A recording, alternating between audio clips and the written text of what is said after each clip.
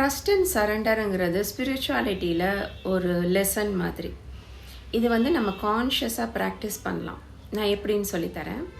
இப்போ வந்து ஒரு எக்ஸாம்பிளுக்கு ஒரு சின்ன ஸ்டோரி சொல்கிறேன். இப்போ ஒருத்தர் வந்து நீங்களேன்னு வச்சுக்கோங்களேன், ஒரு புதுசாக ஒரு லேண்ட் வாங்கியிருக்கீங்க. ரெஜிஸ்ட்ரேஷனுக்கு நல்ல நாள் பார்த்து டைம் பார்த்து எல்லாமே குறிச்சாச்சு.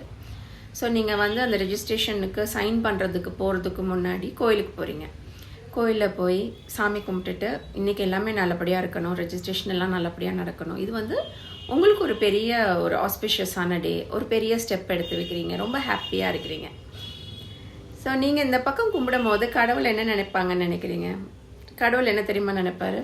நம்ம பக்தன் நம்மளை தேடி வந்திருக்காங்க, ஸோ அதனால் இன்றைக்கி வந்து அவங்க கூடவே இருந்து எல்லாத்தையும் நல்லபடியாக நடத்தி கொடுக்கணும் அப்படின்னு தாங்க கடவுள் நினைப்பாங்க. ஸோ நம்ம வந்து அடுத்து நீங்கள் சாமியெல்லாம் கும்பிட்டுட்டு போய் காரில் உட்காடுறீங்க, காரை ஸ்டார்ட் பண்ணுறீங்க. கடவுள் கூடவே தான் இருக்கார், கார் ஸ்டார்ட் ஆக மாட்டேங்குது. உங்களோட இன்ஸ்டண்ட்டான தாட் ப்ராசஸ் எப்படி இருக்கும்? இப்போ தானே கோயில் போயிட்டு வந்தோம், அதுக்குள்ளே எப்படி நடக்குது? இதுதான் வந்து மோஸ்ட்லி நடக்கும். நானும் அப்படி தான் யோசிச்சுட்டு இருந்தேன். இப்போ வந்து கான்ஷியஸாக மாற்றிக்கிட்டு இருக்கேன்.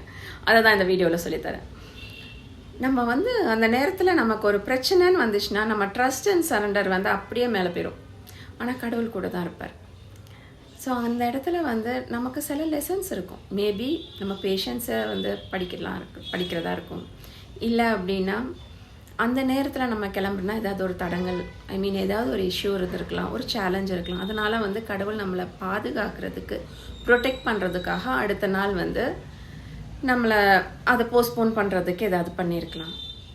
அதாவது எது நடந்தாலுமே வந்து நம்ம நல்லதுக்கு தான் அப்படின்னு நம்ம எடுத்துக்கலாம். ஆனால் அது எடுத்துக்கிறதுக்குங்கிறது வந்து நிறைய ப்ராக்டிசஸ், நிறைய லேர்னிங்ஸ், அந்த கான்ஷியஸ் அவேர்னஸ் நிறைய வேணும்.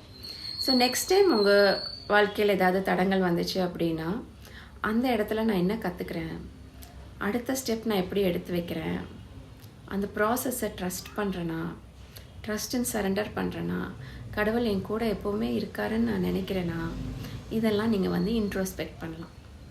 தேங்க்யூ.